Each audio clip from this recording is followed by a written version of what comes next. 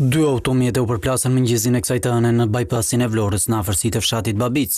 Goditja mes mjeteve ishte e fortë, duke bërë që njëra të dilte nga rruga dhe të përfundonte në kanal.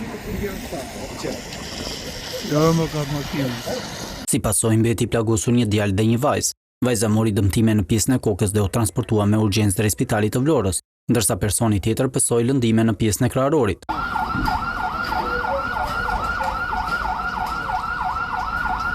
Shkak paraprak për ngjarjen dyshohet të jetë bërë lagështia në rrugë, por dhe shpejtësia e lartë, ndërkohë një grup hetimor po punon për sqarimin e plotë të rrethanave të ngjarjes.